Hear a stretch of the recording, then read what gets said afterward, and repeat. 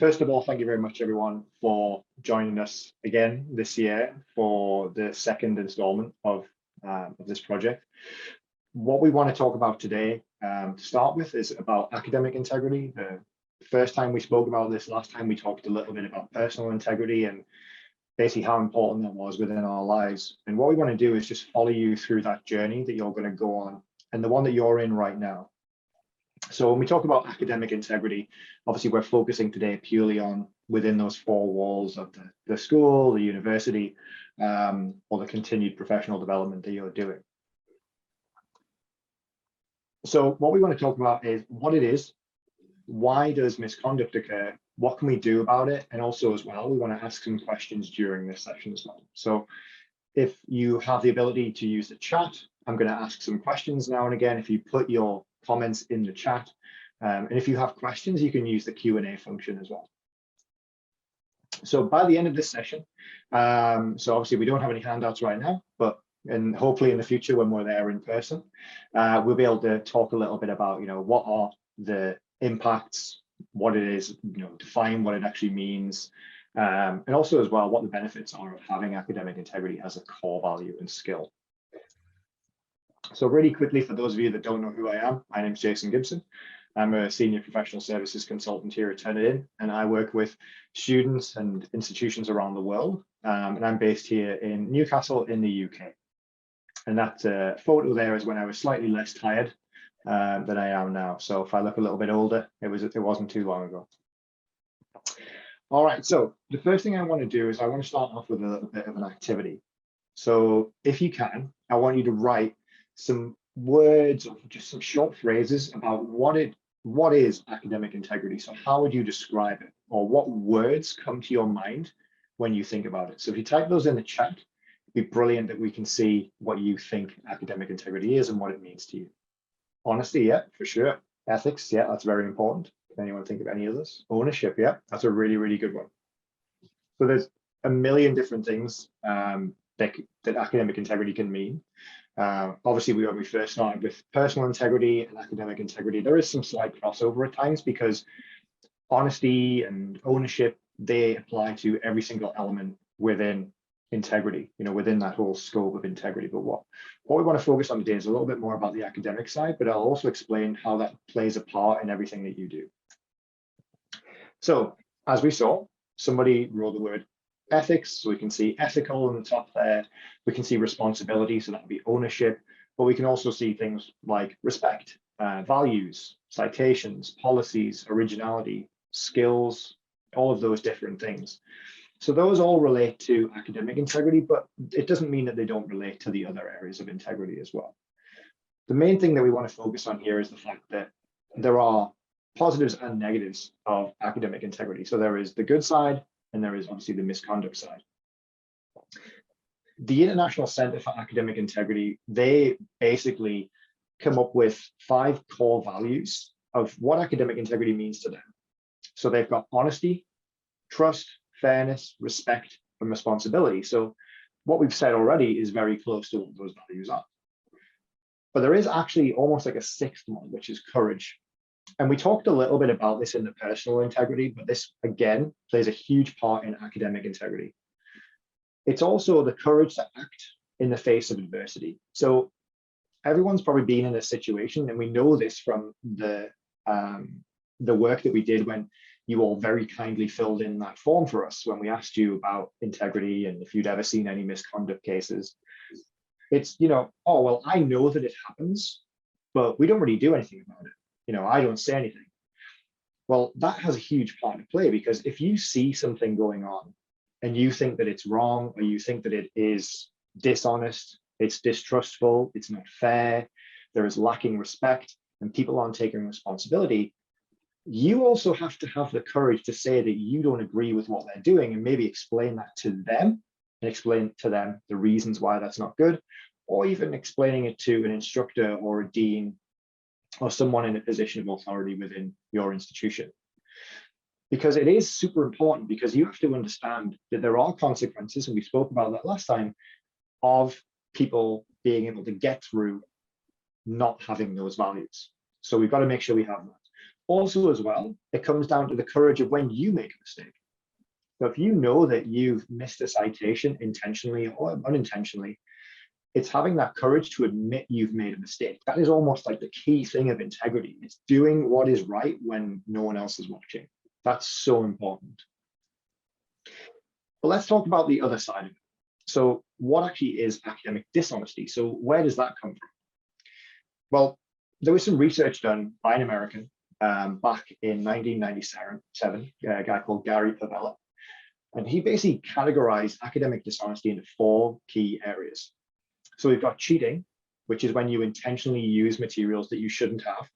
So that could be, bringing notes into exams.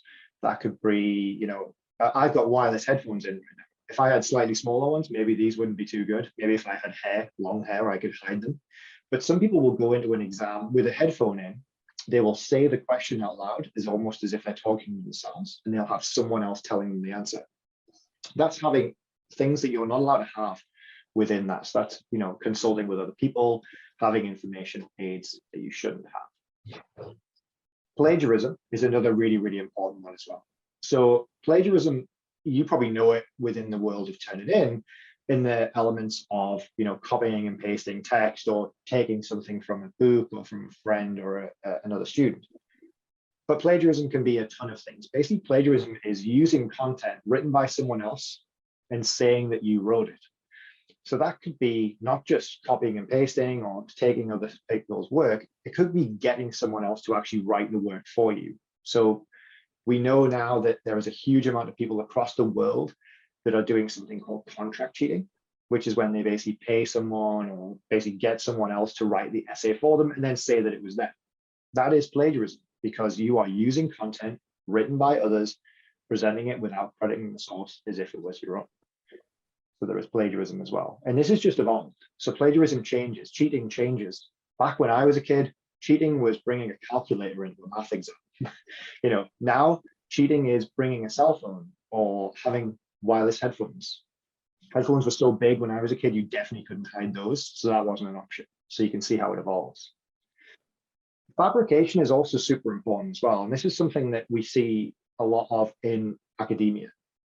So we're going to come on to this and why it's so important in a moment. But fabrication is basically the intentional fabrication of data or information or references that don't actually exist. So that could be making references up. That could be, referencing yourself. It could be, getting a table that was originally designed for someone counting how many BMWs, how many Mercedes there were on a road, and you decide to change it to how many people eat rice versus pasta to do a study on diabetes, for example. That could also be fabrication. So there's a lot of things that you can do here that are dishonest.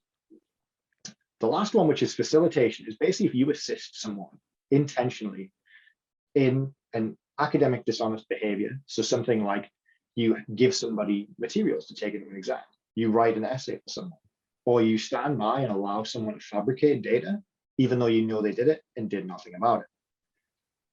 So it's really important to understand what not to do when we think about what you should do. But also as well, we've got to have an understanding of why it even happens. Now, I'm talking to you as students here, and you probably understand this more than anyone because it's happening to you.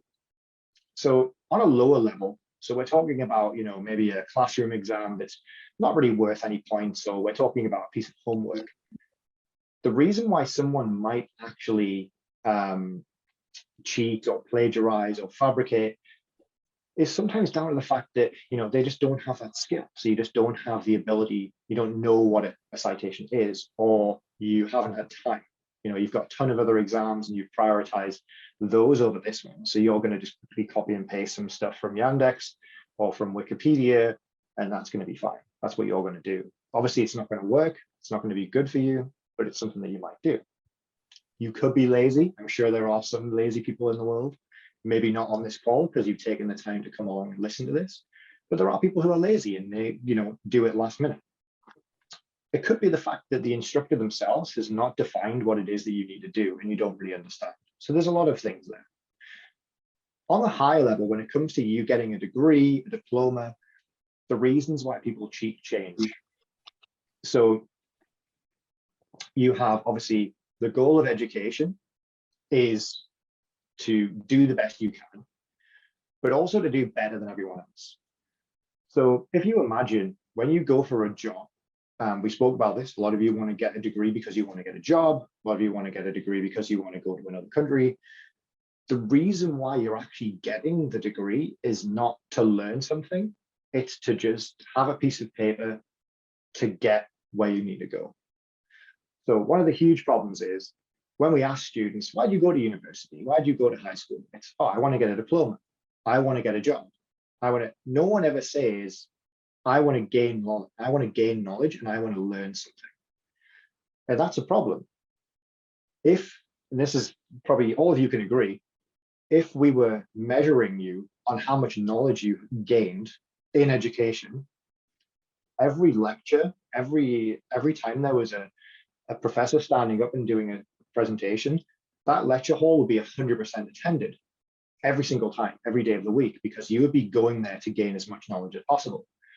But it's not about that. And that's why lecture halls aren't full. There's maybe 50%. Students will sleep in, they will maybe not go, they'll go to some of them. It's because the aim is to get a degree. So we've made it so it's competitive. And this is just something that's evolved over time. So what ends up happening is you get that degree. Doesn't matter how you get it, you've got to do whatever it takes. And that will be, you've got to have this degree because you want to get a job.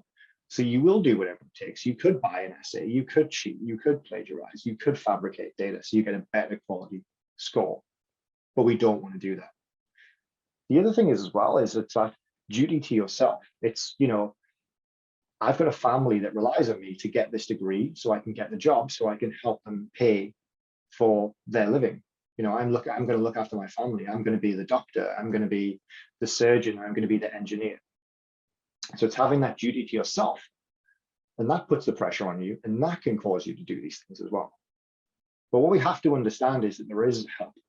There are people there within the university, within the school, that are literally employed to help you.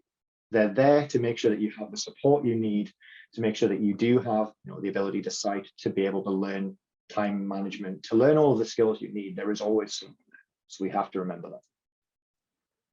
But what we have to think about is, what's the worst thing that can happen if you do have a case of academic misconduct? What would you say the worst thing that can happen? Is there anything worse than being expelled or failing? What's the worst possible thing that can happen to you? So if you write in the chat what you think the worst possible thing that could happen is, if you plagiarize, if you cheat, if you fabricate, what's the worst thing that could happen in the school or in the university? So is there anything worse than failing an exam? Is that what everyone's thinking? The worst thing that could happen to me is I fail an exam or I get kicked out. I think that's what everyone's thinking. And this is a really natural reaction, because a lot of people will think, well, I'm in university, the worst thing that can happen is I don't get my degree or I get kicked out. Well, sadly, there actually are worse things that can happen. So you could get a degree and you could become a surgeon, because you need a degree to become a surgeon. You can't just do an online course to be a surgeon. So what happened a while ago was there was a doctor called, or a surgeon called Dr. Paolo Macchiarini. And basically he was like this rock star of surgery, and everyone thought that he was going to be the next big thing and he's going to help tons of people.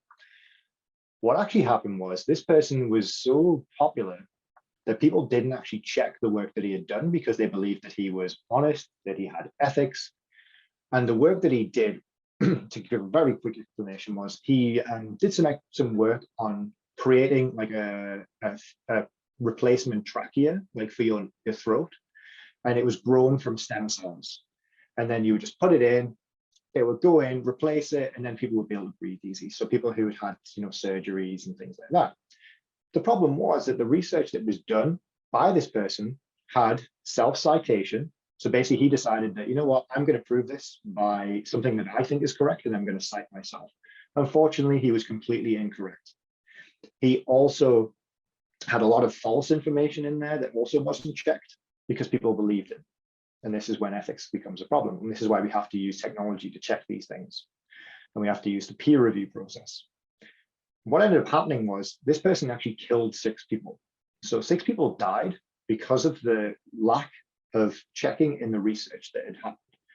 So this person got through, they published work, this is in their academic journey, and they ended up being able to do something that cost people their lives.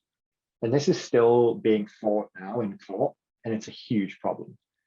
And the scary thing is this kind of thing still happens where people are able to publish content, or they're able to do something in university and get a degree, even though the information is false. And this is obviously terrifying. And what you have to understand is that when you go all the way back to the very, very start, when we spoke about, you've got students that will not have the courage to stand up for what is right. You then have people who may get through without being detected. And the big problem is that they actually don't get caught. So they don't get kicked out. They don't get failing exams. They don't get caught. That's the worst thing that can happen. So we want to make sure that we create a culture within our institutions that prevents this from happening. So that's one huge thing we can do. But what else can we do? Well, one of the big things is we can have a growth mindset versus a fixed mindset. That's going to be the most important thing. And we're going to talk about this every single time that we talk about any form of integrity. So a growth mindset is doing something that is difficult for the right reason. So for example, if you think about this case of Paolo Macchiarini, he decided that instead of doing the difficult thing and spending more time in doing the research, spending the money, taking the time, working harder, he took shortcuts. And he was, what, I can't do this in this time frame. And this work that I've done is good enough, even though that it costs people their lives. If he had a growth mindset, he would have thought, what, is this really the best that I can do? And this might take some time and effort, but it's worth it because then I can make sure that I've done what I should do. That's going to be hugely important. And you can think about that all the way through when you're in your academic journey. So you've got to think about, if you think of a growth mindset when it comes to writing, when it comes to academia, you have to think about having critical thinking skills. That's one of the most important things. It's looking at what you've done and thinking about how you can improve it, or looking at a problem and how you can solve it, instead of just going, I can't solve this problem, let's get someone else to do it. It's putting the hard work in to get those skills, to get good information literacy skills, to get good time management skills, even good citation skills to show where you got your information from. All those things are super, super, super important, and having a growth mindset is incredibly important when it comes to anything in life. There are obviously as well policies and principles around all of this. The main thing is that your school or institution will have a policy of some kind to define, what is right, what is wrong. You as a student can help raise awareness of that policy, and also you can raise awareness of what is right, what is wrong amongst other students, because they're more likely to listen to you than they are to the staff, because you're the person that's at the same level as them, you're doing the same thing. And you can also as well educate them on why it's important. So what is it that's important? And yes, we can protect our values with things like Turnitin and so on, but the big thing that's going to protect your values is making sure that people know how important this is and what the consequences are and what you can do to make sure that this doesn't happen, and why it's important to be a good student and why it's important to have integrity. Now, obviously, like we said, it's really important that everyone is aware of it and that you're educated on it and that you educate your fellow students on it as well. We'll also use technology, which we're going to talk a little bit about today, on making sure that we can enforce those things. So using Turnitin to check for similarity, using correct assessment tools to make sure that you're aware of the outcomes. All of those things are super, super important. So we can't have one without the other, but it's so important that you play your part. You're that blue ball. You have to make sure that you play your part in educating your fellow students. And if they think, what, this isn't something I can learn, you either have integrity or you don't, that isn't true. Your fellow students and you yourselves will know that integrity is a skill that you can learn, because you can see by this quote, when you learn integrity in classroom settings, it helps you apply these things and similar principles to other aspects of your life. So it's not just about what you learn in school or in university, you can apply that to the rest of your life. And that's what we spoke about in personal integrity and what we're going to speak about in professional integrity next year. But what we want to look at, obviously, in the terms of academic integrity is learning those citation skills, because that doesn't just show that hey, this is where this information comes from. It shows that you understand that it's important to credit people for their ideas. Because there's nothing worse than being in a team with someone who takes all the credit when you gave them the idea. No one likes that person. No one wants to work with that person. And that's going to mean that they're going to find it more difficult to get a job. So if you have those skills, it's going to make life a lot easier. And people will want to work with you because they understand that your efforts and their efforts are valued. Now, I want to say thank you. This has obviously been a lot of information to take in. If anyone has any questions, please feel free to type them in the chat. And if you do have any questions afterwards, you can obviously send those through to us. You can send those through to the team at Nazarbayev as well, Evgenia and her team, and they can obviously filter those questions through to us as well. Because we always want to help you. We want to make sure that this conversation doesn't stop now. Just because you've watched this presentation doesn't mean that this is over. We want to keep this conversation going, and we want to make sure that we really get integrity as a key skill to every single student in Kazakhstan. That's going to be the most important thing that we do, because integrity is a skill, and that's the most important thing that I want you to take from the day. But thank you very much, everyone. And I think we're going to take a short pause before we get ready for the next session. So our next session is going to be a little bit of a change of pace. So we're going to be talking a little bit more about how we can transform assessment into feedback and learning. And that's going to be presented by Turnitin, who is going to give you a fantastic overview of how we do that with our technology that we have here at Turnitin via something called Gradescope. So hopefully this is going to be very, very insightful for you all. So I'll hand it over to Turnitin, and he'll take it away. Thank you, Jason. I will start sharing my screen in a second.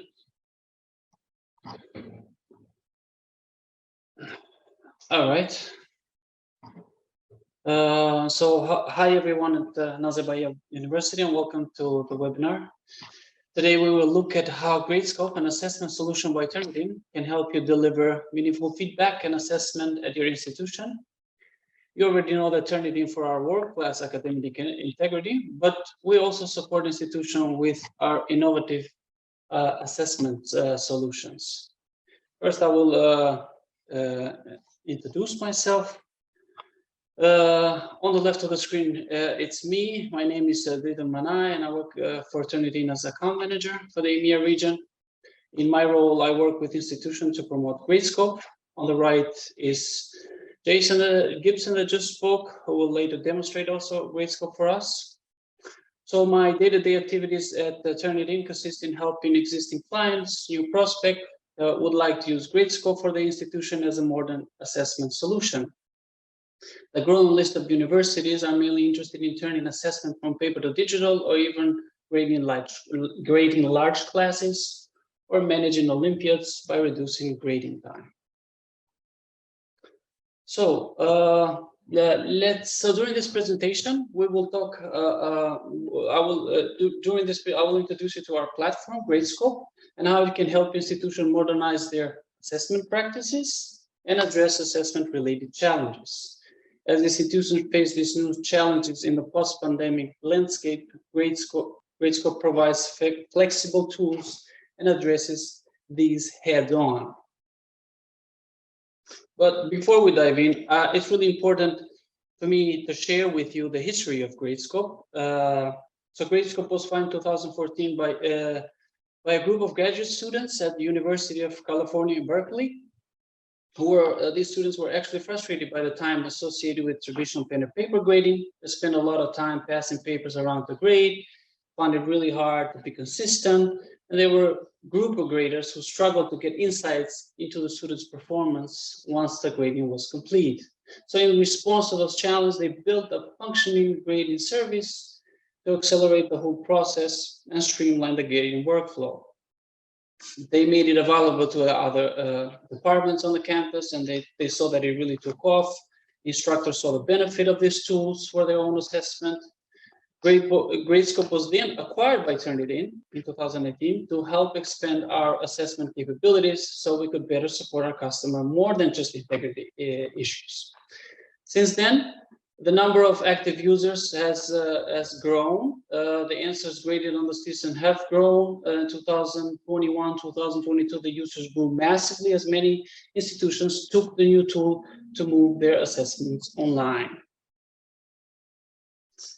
So at a very high level today, Gradescope, in one sense that if we have to summarize, Gradescope is an assessment and feedback platform that modernizes the grading process and transforms the grading into learning. It is important to you that you continue effectively to evaluate your students, to provide high quality feedback and consistently improve students' outcome. Then Gradescope can certainly help you do that. And I will show you how. So Gradescope philosophy is really simple. It's to help turn grading into learning. So we believe that grading and assessment in general should be more than just a necessary task to complete and end an assessment period. We think that grading should provide actionable feedback to both students and instructors. Gradescope helps instructors achieve this by decreasing drastically the grading time through the use of rubrics, reusable comments, and question-by-question grading. By increasing this consistently and quality of feedback through the use of dynamic and detailed rubrics. By providing insights into students' learning and assessment quality with detailed statistics to help you pinpoint knowledge gaps. And finally, we understand that assessment can take many forms, from essays, exams, programming projects. With Gradescope, we give you the flexible tools you need to support a wide range of assessments. What are these wide range of assessment? Gradescope combines our committed of authenticity with efficient, unbiased, and consistent evaluation for any assignment type, including paper-based problem sets, computer code, engineering diagrams, which are really typical in STEM courses, with a range of supported assignments. We'll ensure assessment variety support a wide range of what the educators need. And by digitizing all these types of work, this streamlines the grading workflow and eliminates the vast amounts of paper shuffle associated with traditional pen and paper grading. Gradescope makes it easier for instructors to quickly grade assignments and gain additional insights about student learning in the area of studies. These areas of studies are usually, like I said, mentioned before, STEM courses, where because the range of compatible assessment types is wide, from paper-based exam, where students can draw diagrams, quizzes. There are a range of different types of questions, homework across any subject area in a flexible variety of formats, programming assignment, multi-choice test. It means that Gradescope can accommodate the multiple assessment preferences and in a variety of disciplines. And we'll show you how in our next slide. When we look at the issue of modernizing the paper-based exam, Gradescope helped to achieve this either by administrators scanning their work in bulk or by students submitting digital copies of their work through their phone, for example. As we know, during the pandemic, not all students had all access to this high-tech equipment to complete their work, to receive their feedback. So rather than asking students to print copies of their exam, which was impossible at the time, Gradescope instructors made the questions available through a PDF, so that the students can complete their work on a scrap of paper. They can use their mobile device and to take photos of their work or create a PDF, then submit their work, as you can see on the screen right now, and they can indicate which pages they have answered on which question. This submission not only allows students to submit from anywhere and have a mobile phone, but also through the mobile phone, but it also streamlined the grading process, was able to facilitate question by question grading with no additional effort of the staff. This digital record of the student Gradescope, what Gradescope did was restructure the traditional grading workflow. You no longer needed to worry about the logistic nightmare associated with transporting and returning stacks of paper, marathon grading parties, lost time in class. You actually gain efficiency that enabled a high quality assessment from anywhere at any time.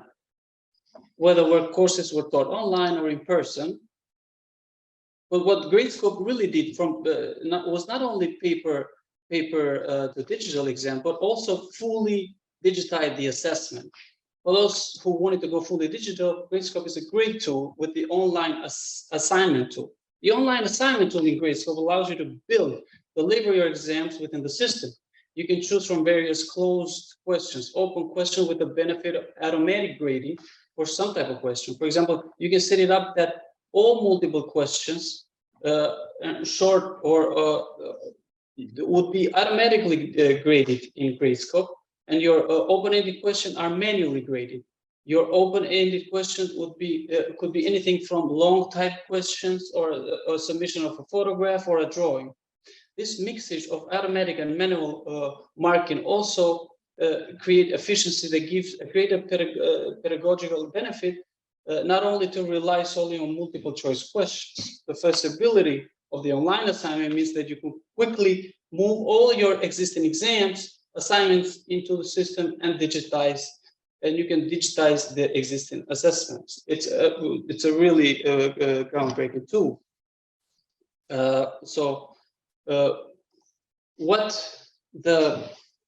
What you can also do with Gradescope to support with time saving. This is one of the greatest tools that Gradescope is known for some paper-based assessment like short math questions, multiple choice, or short answer questions. You can benefit from artificial intelligence, our AI-assisted answer grouping, which can automatically group all the same answers together, and you can mark them at scale. So, as you can see on the screen, this technology means that out of 100 students, there's only 5 variations of answers. Then you can just give 5 groups rather than 100 individual papers. This can be a massive time saver and allow you to really scale the amount of assessment that you deliver. As you can see on the screen, the image recognition, the AI grouping technology, and the system suggests the groups, then you can mark them. The human verifies that these are all correctly grouped, then you can mark those groups quickly and fairly. And we can then move on to the consistency and the feedback when it comes to grading your student work online through Gradescope. This is what it looks like. This is a screenshot of Gradescope interface. On the left, the white highlighted area is the student work with the written response. For the other assignments, which are codes and stuff, it also looks the same. Then what you would see on the next slide would be, on the right, would be the pre-built pre-built rubrics that can be edited on the fly. A lot of instructors do choose to build their rubric on the fly, and you can add feedback based on the type of mistakes that they see. It also means that they can be flexible and dynamic and adapt the feedback as they grade. Also on the next slide, so this gives students quick feedback of their work. As you can see here on the right side, you can add rubric items, apply them, and now the students, you just told the student here that they're missing the constant, and you can grade them by giving C+.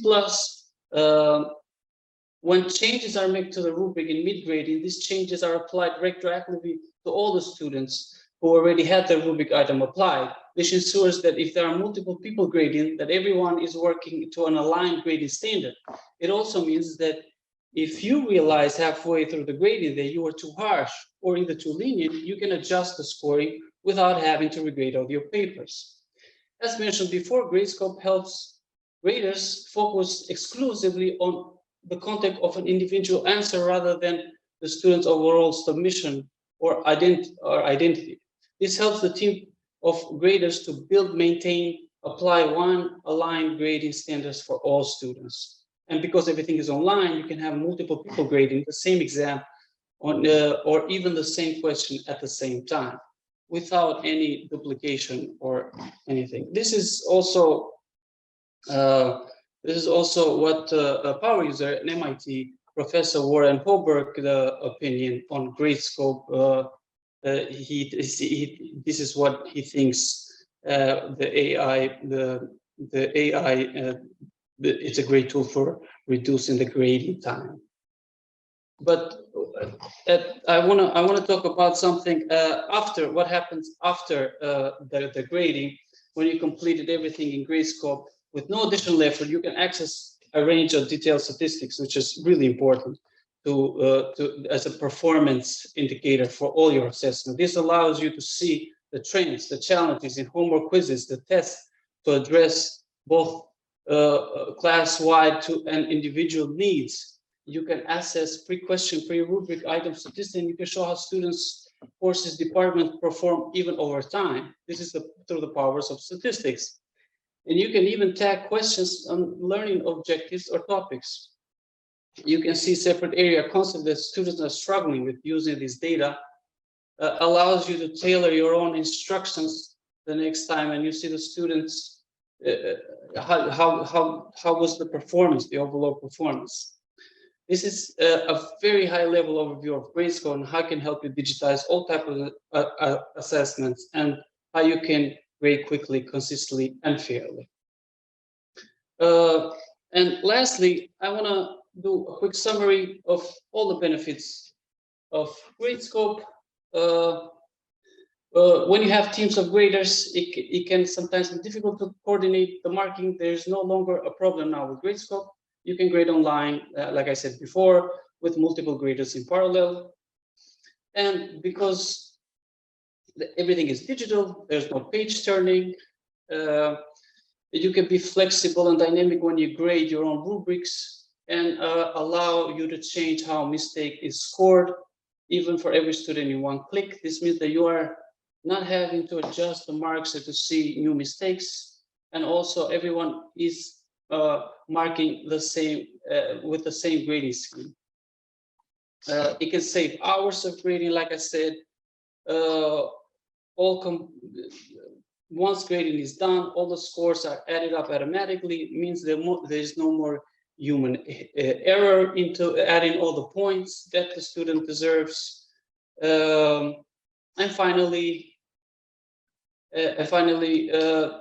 you can let students view their graded work, and they can also ask for regrades and their comments.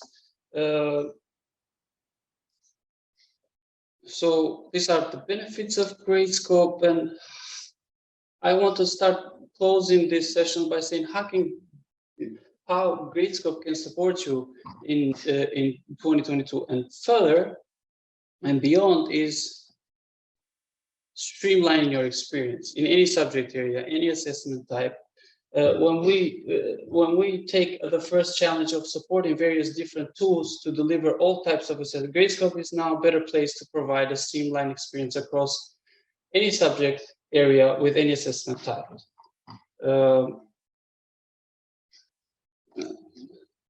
Thank you, and please stay tuned for the demo. We will take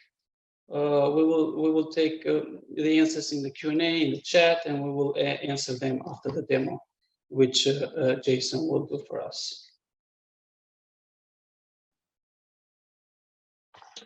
Thanks, Rutan. So yeah, so I'm just going to quickly share my screen with you all.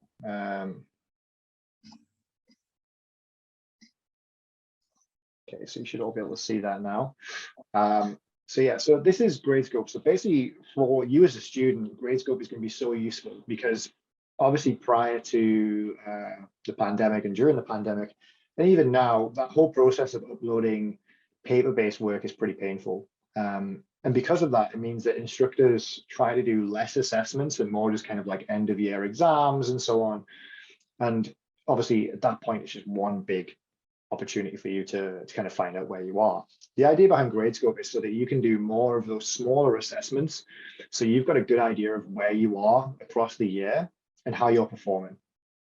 The really cool thing about Gradescope, as Rutan mentioned, I'm just going to show you a quick example, is that there's no more of these issues where your work gets lost. You know, you don't have that issue where you hand in your work and then, 2 pages get stuck together and all of those things. Gradescope is able to identify the different regions, so where your name is, where your question is being answered. And then when we actually go into getting the work in, all your instructor has to do is scan the work in through the scanner and then upload the PDFs. So your work is automatically put into Gradescope. The really cool thing is, as you can see, it then looks at that name that's written in there digitally, and it links it to what we have in our roster. So you don't have to, wait for your grades to be sent to you in paper form. They will actually be sent out to you digitally. So you're able to access your grades online, which is exactly what we want. So we can see your paper-based assessment online and how it was graded. So if we go in and have a look at how we actually grade submissions, and we'll look at this mathematic example up here in the integral question. As Dritan mentioned, we can group the answers together. So you're going to get your grades back faster with more feedback, because obviously we know how important feedback is. We know that it helps prevent misconduct, and we know how important that is as well. So what I'm going to do is I'm going to go ahead and grade these answers. So what we can see is we've got an answer here. We could write on this if we wanted to. So we could literally draw on here if we wanted and give you annotations, or we could actually just add a rubric item. So if I was to say that you are missing the constant and I minus off 1 point, I can then select the constant. So that means that all 5 students that had the missing constant are all going to have that applied to them.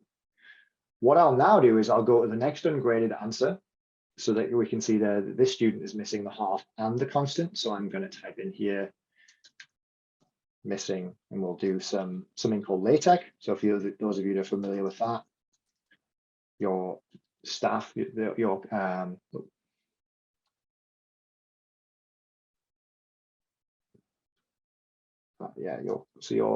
instructor could actually use LaTeX to put that in, and we'll minus off a point, and we'll just use both rubrics there.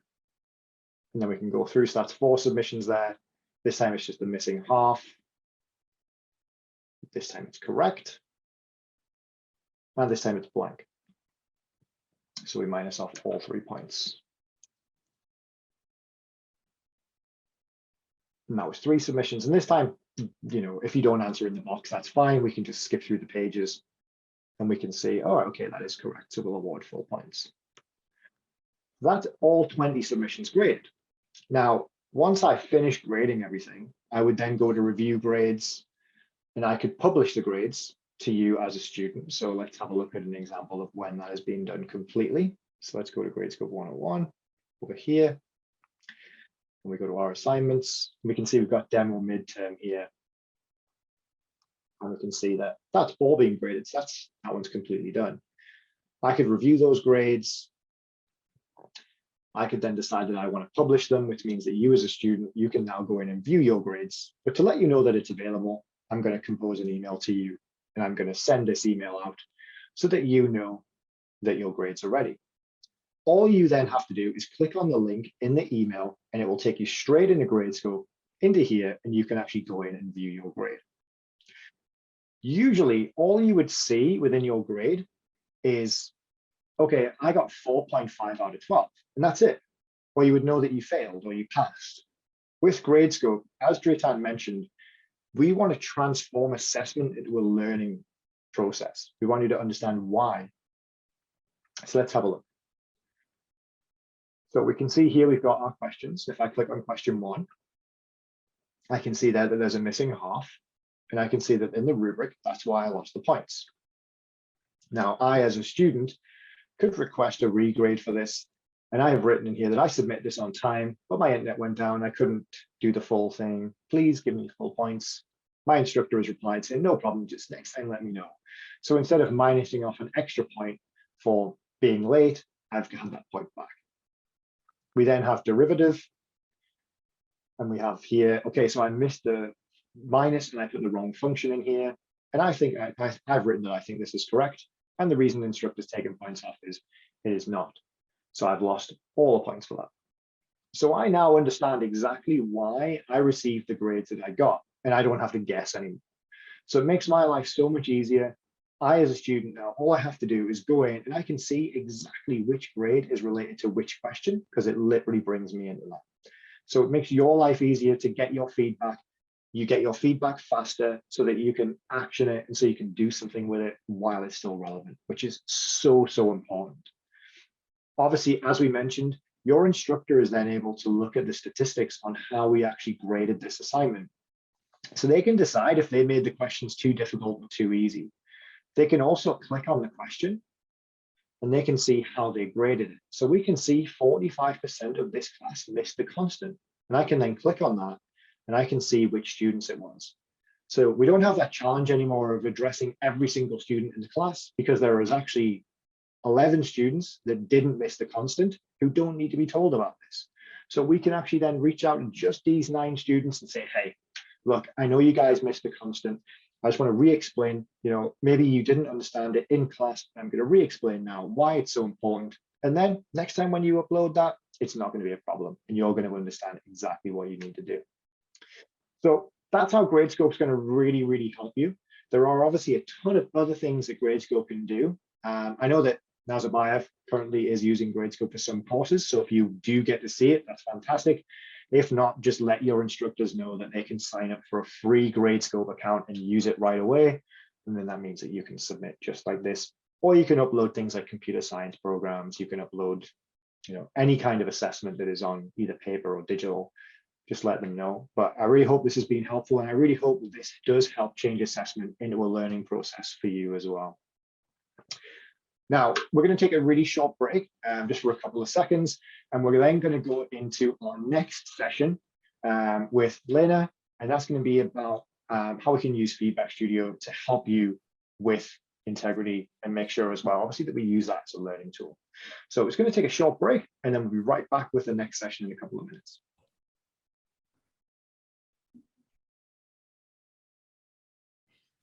Good afternoon. My name is Olena Dontsova. I am a new business manager, means work with a new business, not with existing clients, but with a new one.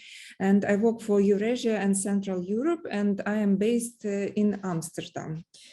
And thank you for finding the time to attend our session. Today,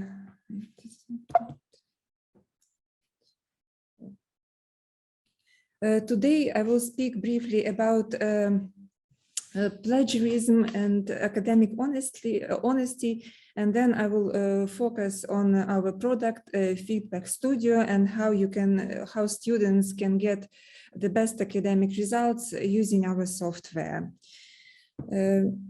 By now you have already got a lot of theory, and I decided in my session to do a little bit of fun. Yesterday I have found on YouTube a short video. We are not gonna watch the whole one, just first 3 minutes. It's like with a sense of humor. The video creator is speaking about plagiarism. Of course, he's against of plagiarism, and below this video you will see the link from YouTube where I took it. I almost lost a $1,000 scholarship because of plagiarism. Let's talk about that.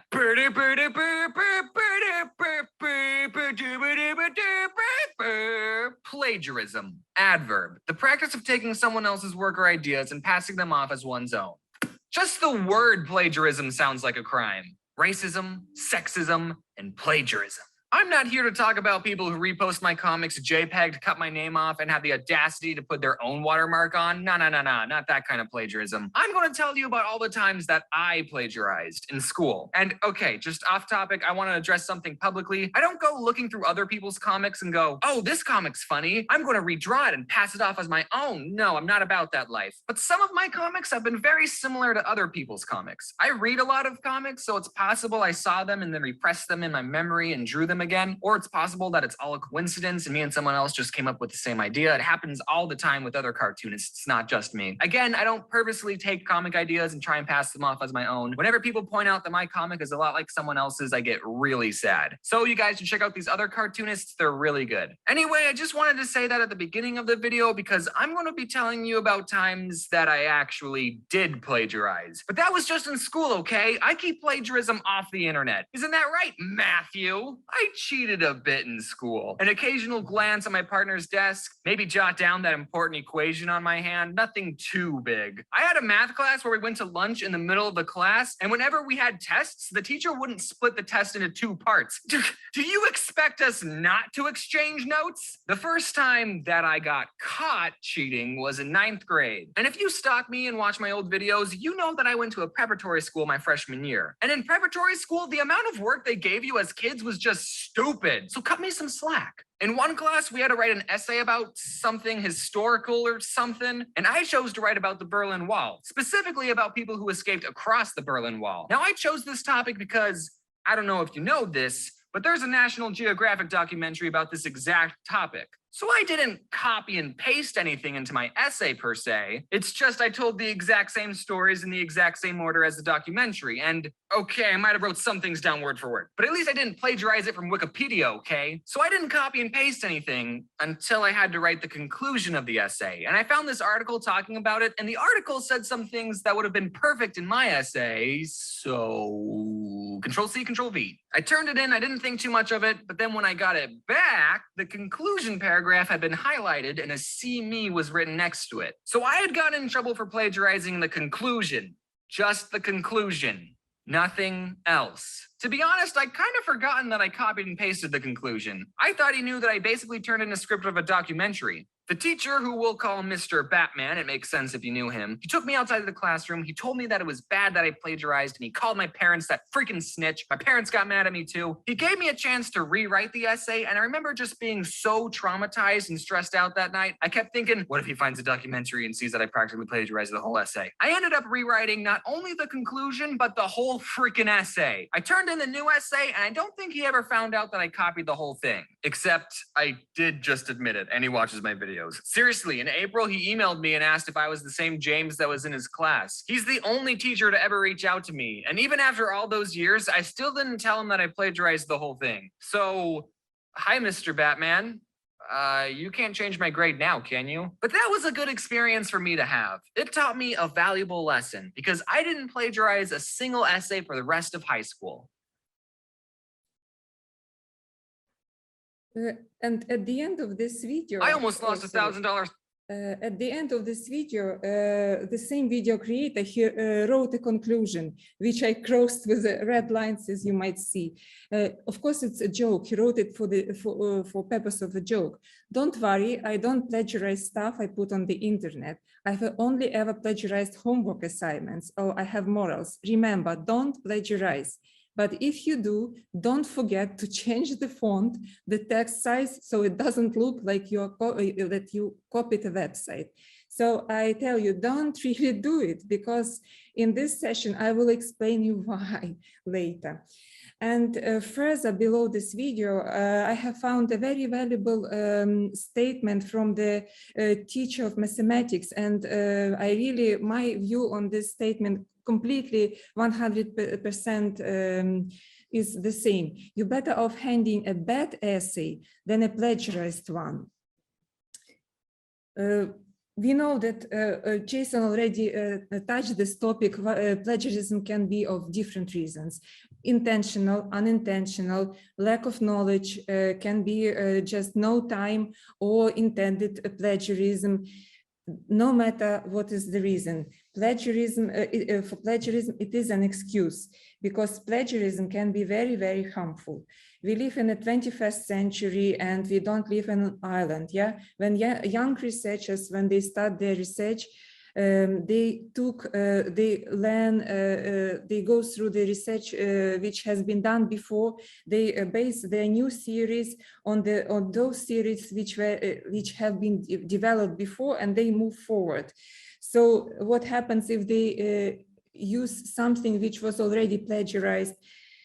I also have a very nice example from the field of medicine and biometrics and pharmacy. What happens if the research on the certain medicine was plagiarized, and the patients are waiting for that medicine and expect for positive effect, and it doesn't bring the effect? It's really scary. And going back to that statement about better submitting a bad essay than a plagiarized one, why? Because we learn via mentoring and feedback. Educational technology has always been like a supplement for education, for teaching process. But nowadays we see the shift. It's gradually changing. So from a supplementary, it gets more and more like a main tool of teaching. I speak about educational technology. Hybrid model of education, when on-site and online, is getting more and more popular. But at the same time, not everything can be automatized, right? And mentoring, and I would say mentoring and feedback are those elements of education from which student can benefit. And via feedback, your instructors, they can encourage you to explore the topic. So we see that shift from grading to empowering students' potential. And that's why I think feedback is my best favorite software. And plus I consider it just very, very user-friendly, very simple layout with a huge, enormous database of sources. Let's look at it. So Feedback Studio, yeah, the product Feedback Studio. It consists of two main blocks. The first block, it is similarity. It searches for similarity matching with the sources, with the possible sources. And the block with feedback, where professors or university instructors can use feedback to explain the scoring system and to make for students clear what should be improved. There is also a grammar section, but it's only for English text. If your assignment was if you wrote your assignment in English, then it can be checked for grammar and style. And when we speak about Feedback Studio, I think what is the most important to know is that the software, it's really not for checking and making you feel a kind of stress that you would be now detected whether you use plagiarism or not. It's not for this purpose. Feedback Studio is for you to learn, to be an active learner. We always explain to university professors, instructors, and to students that we encourage students to use them very actively, that Feedback Studio. They can self-check their works. For example, while working on their papers, students can check their drafts. There is no limit on submissions. You write your paper, you check it as a draft before deadline. You see what you need to correct, and then you can submit once again. It's not that you're gonna plagiarize on purpose, not at all, but maybe through checking your similarities, you will find someone who is working on the same ideas, yeah, because different people can sometimes have the same ideas, and you know who is working in your subjects on your topic, and this makes your research even more interesting and more broader. Sometimes you see you used your text so many times, you read it, so you simply missed some quotation marks. Everything can be corrected, but it's very important that you actively use this software, that students check themselves their works before the deadline. Afterwards, they submit the final version, and the instructor can check it with our software. And I need to underline that every time a new draft is not comparing to your previous draft. You don't save it in repository, there is such function. So the university instructor will get the latest version. While I was saying to you, I will explain why it is better not to plagiarize from that conclusion of the video, where he told with a sense of humor, the video creator changed the font, the size. This is better not to do, because our system, similarity system, while checking, it checks for manipulations with the text.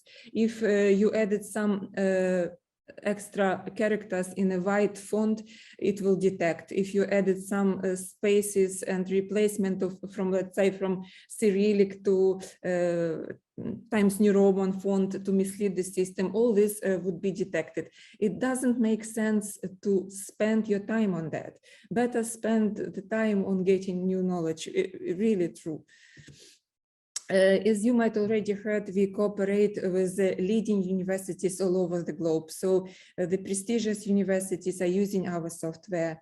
More than that, if you decide to submit one day your articles in the leading scientific journals, be sure that they would be using Turnitin software to check your work for plagiarism. This, I need to raise that you see well. This slide is a vivid example of how not to make PowerPoint, because it's against of all rules of PowerPoint. You cannot place so much text on one slide. But I decided to show that to you because this is our database. You might see how enormously huge, extensive our database, our sources. When you check your paper for similarity with someone's work, take into consideration how huge is our database. It would be not only student papers, it would be Crossref. We have exclusive partnership with the Crossref. This is it is paid subscriptions for scientific journals, leading scientific journals. You see that there is also partnership with them.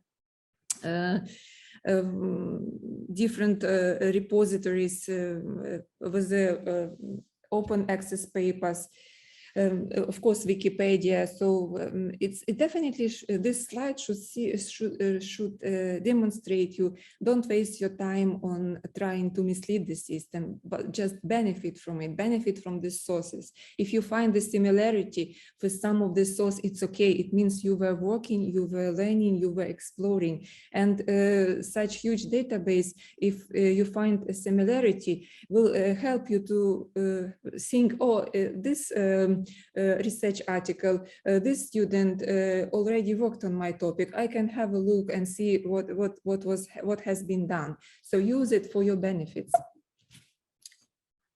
1 second. As I have already said, that when we speak about similarity, we don't speak about anti-plagiarism. You get a score for similarity matches, but not for plagiarism. And there is nothing wrong when there is a similarity. Don't look at it like a like a punishment, a kind of punishment. We say that always instructor, after checking the work on similarity, should look what went into similarity.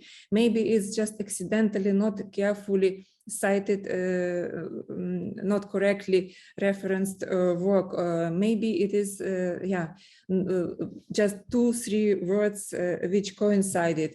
So it's up to instructor to decide is it plagiarism or not. We give a tool for similarity, but we are not deciding on a plagiarism. And if there is no similarity in your work, at all, it means there is something wrong with your work as well.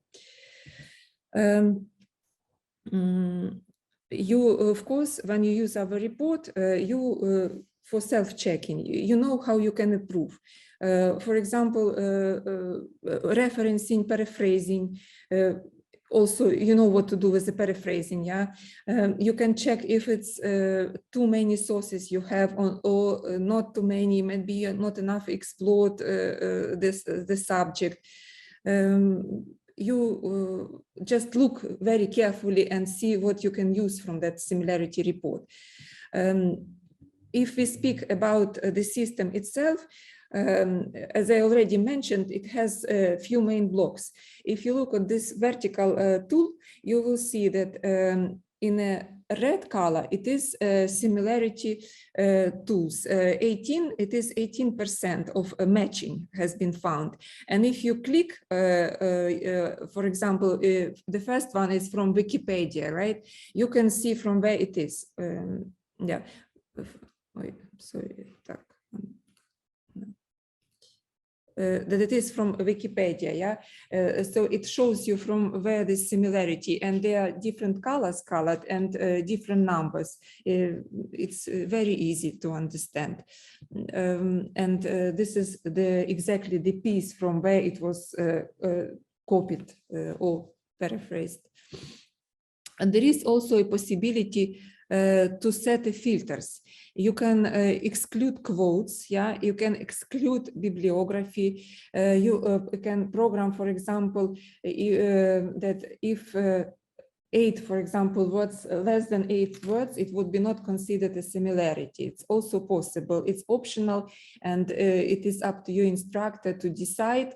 And your instructor will inform you about the policy, how he's gonna do it. So it's very important that there is a clarity between you and your instructor professor. And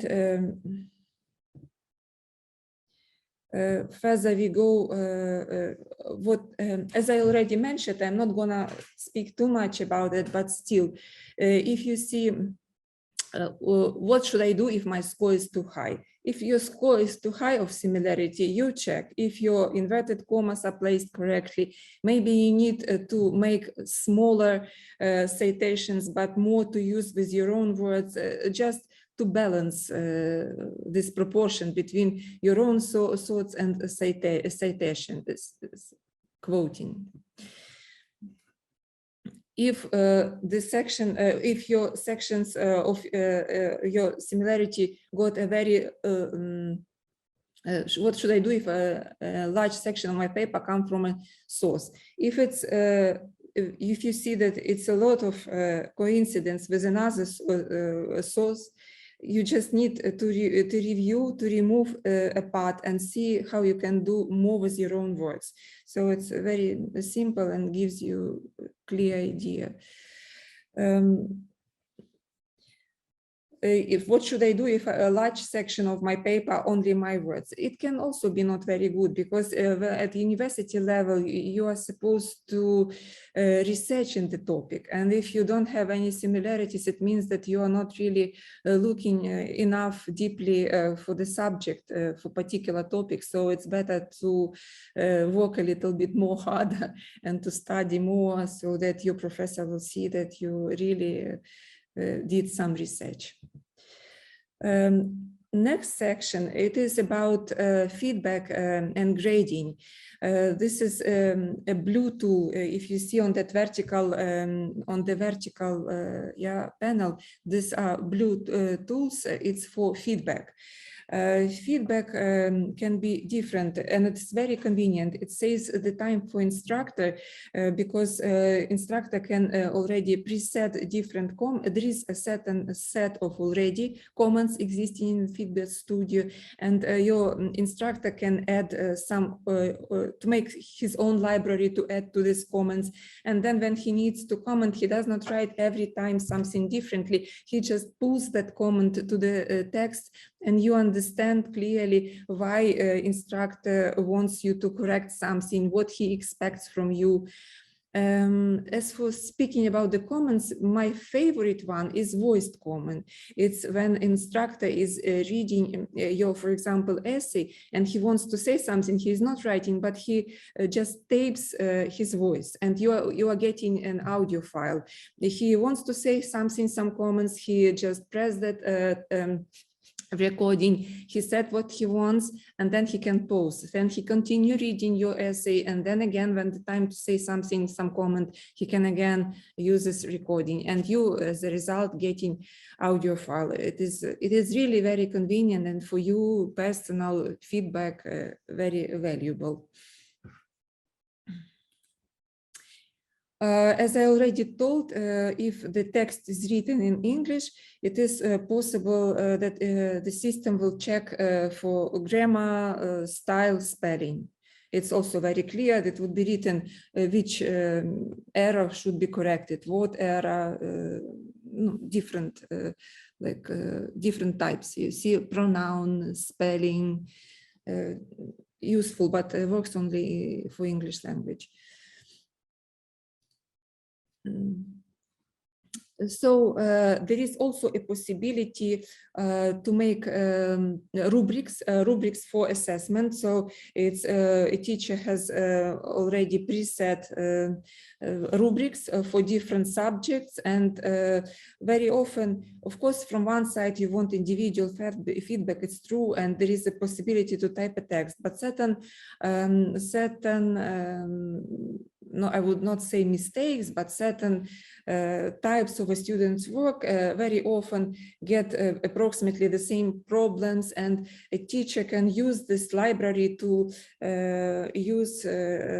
to give a student a clear understanding why he or she graded like this. And in this rubrics, it is clear what he expects and from which score, why you got that score. So very convenient system, and it helps professor, instructor to save the time when he needs to grade a lot of works. I think I wanted, if I will stop sharing my screen, I wanted to show you 1 second. No, maybe I want to show you how this program. 1 second.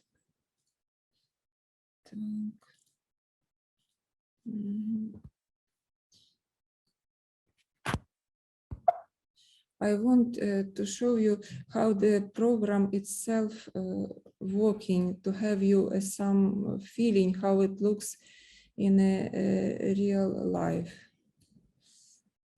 Second. These are similarity scores, yeah, checked for similarity. And if we click, the works are already submitted. And if we click, we will see the result. And as I told, this is for similarity section. Look, what does it mean, this one with the flag? It means that hidden text, yeah. Remember, I told you that the conclusion of the video, change the font, make something white, never do it. This is what our system will do. It will detect this. Just to say you in advance, this is not real paper. It was done by my colleagues, like a demo paper. So if someone of university staff or other researchers ask me to check the article for plagiarism, I would never show it to you. So we have very strong privacy policy. So it's just a specially created article that we can demonstrate to public. So this is how it works when there is manipulation with the text. And if you see such signs hidden, it means already it's not an accidental plagiarism, it's intentional mislead. So it's not a good thing. Now this is the similarity score. You see that how many percent, 42% consists of 28, it was from internet source, 6% from other student papers. So if I stand here, probably, yeah, I see now original part from where it was taken, original text. It's very convenient. And here we have, yeah, the list and of sources, and this is these are filters. I excluded from when I was checking this paper. I excluded quotes, excluded bibliography. So this is the result. So this is how it looks.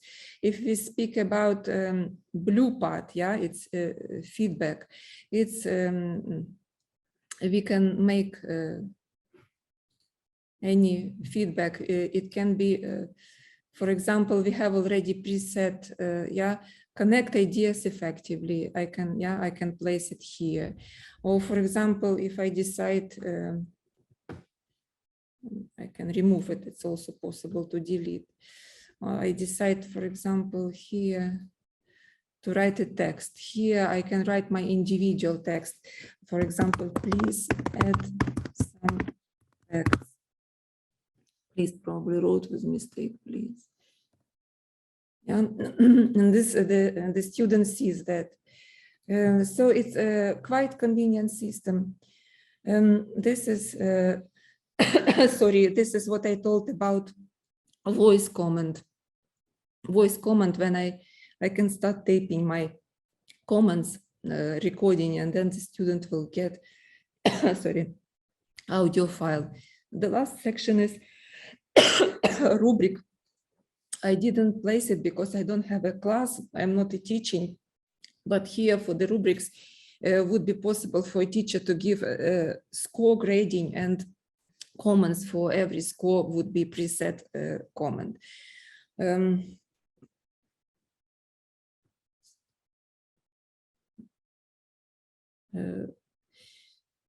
This is what I wanted to show you, how the program, it's really easy and user-friendly program. What I wanted to say that I demonstrated for you a feedback studio, and the idea of my presentation was to show you that feedback studio gives you a privilege to be original, to be creative, and to learn from your instructors.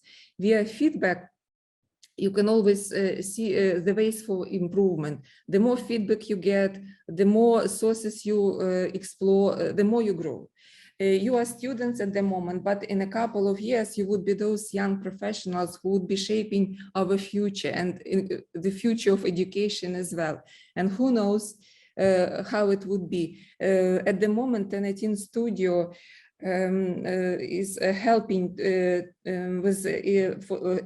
to transform education with from coming from that classical form to the hybrid form of online and on-site education, and we offer advanced technologies. But maybe in 5 years, in the course of 5 years, you will be those people whose software we will be selling. Maybe you would be developer of new generation of software. So at this positive note, I would say I'm very grateful for your attention, and I wish you all the best. If you are here already, it means you are active people, young leaders. You are not indifferent to academia world, and you are searching for the best possible tools for yourself. So be like this, stay like this, and I really wish you success. If you have any questions, you are very welcome.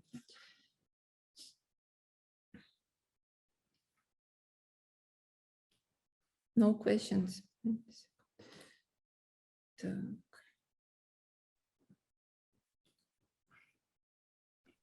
Thanks, Lena. So thank you very much, everyone. That concludes all of the presentations from us here at Turnitin. I want to thank everyone who took the time to listen to all 3 presentations, or even just a few minutes of one presentation. It really does mean a lot, and we are really excited to continue working with you all for the next few years and onwards to make sure that integrity is a core element of what we do here in Kazakhstan. So I want to hand things back over to Evgenia. And actually, I'm aware that you all have another session coming up very soon, if not now. So I'll hand it back over to Evgenia, but thank you so much, Evgenia, for having us again. It's been an absolute pleasure. Jason, thank you very much, and to all the colleagues, because it's been such important, essential experience that we have been having with Turnitin. And I've talked to my colleagues and have confirmed that we have been using the variety of tools, and we will be more than happy to share our experience with Kazakhstani colleagues. And also, some of my Kazakhstani colleagues have already asked to connect them with you. And I think we will support this request because the potential in using the system is significant. I also would like to thank our participants for those who have joined the session. And there will be a very logically connected session at 5 p.m. in 20 minutes by the European Student Union. And actually our students from the Student Union, which is an umbrella organization uniting 45 European countries, are going to talk about the student perspective on academic integrity and academic quality. Thank you very much, and hope to see you very soon. Yes, thank you for organizing such events. Thank you. Yeah. Thank you, Evgenia. Thank you, everyone. Bye. Okay, bye-bye. Yeah.